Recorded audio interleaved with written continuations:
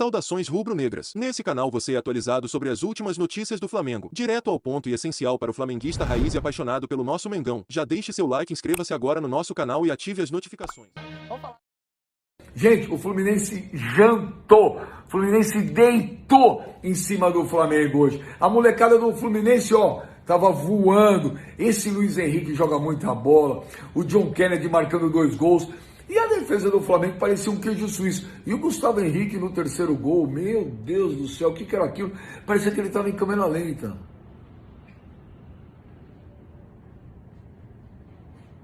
Cara, que lerdeza, que coisa estranha de ver aquilo. E o Flamengo jogou muito mal o segundo tempo contra o Atlético Paranaense semana passada pela Copa do Brasil. Jogou muito mal hoje. E se o Atlético Mineiro amanhã ganhar do Cuiabá, o que eu acho que deve acontecer, acabou o Campeonato Brasileiro. O Galo amanhã será o campeão. Esquece. O Flamengo precisa focar agora na Libertadores, na Copa do Brasil. Precisa acordar, hein? Que o Flamengo parou de jogar bola, hein, gente? Se ficar assim, sei não. Se me fosse um malvadão. Ô Zupa, deixa eu me permitir discordar aqui, que você entrou no debate, eu acho que é interessante, quando você lembra, eu acho que tem que ser pontuado que esse não é o Flamengo, porque o Flamengo, no imaginário do torcedor, é o Flamengo de Everton Ribeiro, Arrascaeta, Bruno, Gabriel. Hoje mais cedo, o colega, o companheiro Rodrigo Coutinho, colunista, blogueiro do UOL, ele fez até um levantamento interessante. Esse time, esse Flamengo ideal, esse quarteto, ele joga junto quase 10%, 12% do Campeonato Brasileiro. Então, para mim, esse Flamengo de hoje é um Flamengo médio. É um Flamengo, é uma base de um Flamengo que quase sempre tem um desfalque, quase sempre sofre com uma lesão, quase sempre não conta com o seu quarteto. Então, esse Flamengo desse treinador já era para ter arrumado soluções. Então, acho que a preocupação e o xingamento da torcida, que eu acho que é muito interessante, porque até pouco tempo atrás a gente só tinha o termômetro da rede social, agora a gente voltou a ter o termômetro da arquibancada. E ele deve ser muito respeitado, porque são públicos diferentes e que começam a ter entendimentos semelhantes, que é de crítica ao Renato. Essa crítica, esse momento de insatisfação, ele diz muito sobre isso. Tudo bem, não dá mais para ficar só nessa situação de não tem o Gabriel, não tem o Arrascaeta, teve convocação, teve lesão, não é o quarteto, não é o time ideal, porque esse time ideal joga muito pouco junto. Então esse Flamengo, que tem um elenco, que a gente celebra aqui quase todo dia, em toda a programação, é o melhor do Brasil, é o segundo melhor, está entre os 3, é um elenco agora mais equilibrado com os reforços, então esse Flamengo deveria ter mais soluções. O Vitor Gabriel não é o atacante que chegue no nível de um Gabriel, Barbosa no caso, e de um Bruno Henrique. O Michael não é exatamente o Bruno Henrique pela esquerda, só que o Michael joga todos os jogos com o Renato, então ele já deveria ter um entendimento. O meio de campo, ele hoje testa uma formação... Tem um nível médio aí, né? Fala, Celso. Tem um nível médio que pode ser alcançado. É claro. A gente não cobra o Flamengo malvadão que colocasse o Flamengo na roda. Mas que pelo menos não corresse o risco de tomar 3-0 num jogo que tomou 3-1. O que eu acho isso que assusta. Não é simplesmente uma coisa isolada de um jogo hoje. É um Flamengo que há 3 jogos não vem bem.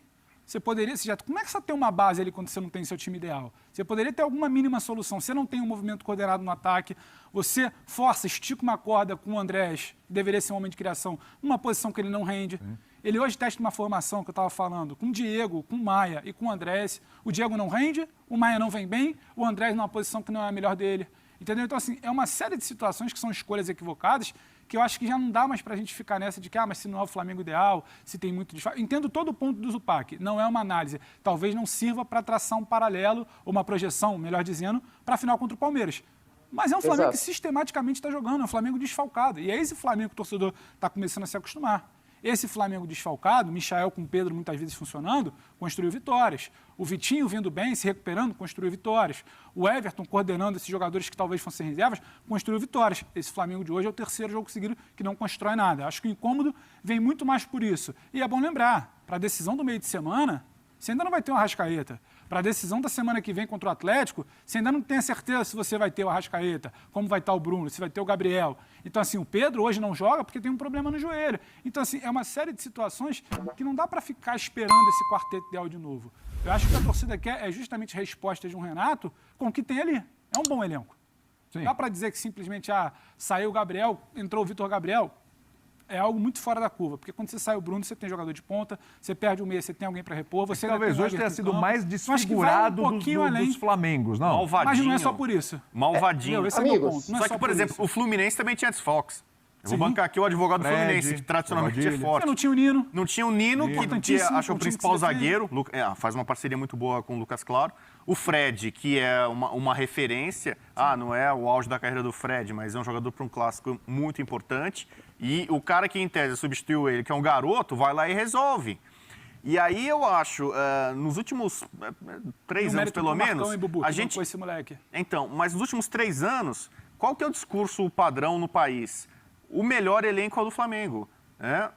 O Palmeiras ameaça um pouco, depois cai. O Galo agora se coloca como esse outro postulante, potencialmente vai ser campeão brasileiro, e as pessoas vão continuar falando que o Flamengo tem o melhor elenco. Sim. E aí você vai para um jogo que você perde meia dúzia de jogadores, a gente está discutindo aqui que o malvadão não é malvadão. E que o Fluminense... Você pega aqui, por exemplo... muita gente, mesmo com as escalações definidas, dava o Flamengo como favorito. Quer dizer, o time que o Flamengo levou a campo hoje seria suficientemente capaz de bater esse Fluminense, que também tinha desfalques importantes. E o que a gente viu no jogo, aí você pode falar, poxa, o Flamengo propôs a partida, ele teve 73% de posse de bola, finalizou mais, 16-11, só que o Fluminense foi cirúrgico. Finalizou o dobro de vezes no alvo, 6-3. E a impressão do placar é que, no final das contas, saiu barato pro Flamengo. Jogo, Bobo. Então, a impressão nos minutos finais era que o Fluminense ia golear. O Fluminense teve chance para fazer o quarto, para fazer o quinto, né? E terminou com essa sensação de um Flamengo na roda, que é uma coisa rara de se assistir de 2019 para cá. Né? O Jesus acho que não experimentou uma sensação, teve alguns dissabores, a eliminação. No comecinho, né? Mas não teve uma sensação como essa. O Domi tomou goleada, o Rogério Ceni tomou goleada, e hoje o Renato, que já tomou goleada pro Inter, hoje é uma goleada moral. Né?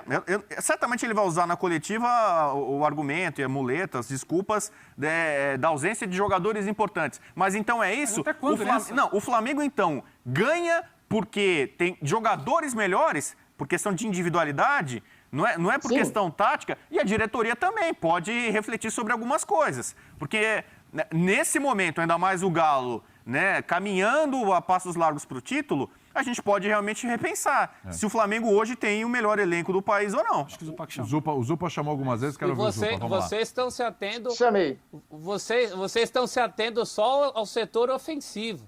Eu insisto que o setor defensivo, muitas vezes, faz água no time malvadão. É que o time malvadão se paga na frente por erros que acontecem com time malvadão e sem time malvadão. Esses me preocupam. Hoje, realmente, eu quero ouvir essa entrevista do Renato. Eu quero entender, porque num dia com tantos desfalques, ele ainda mexeu no Arão.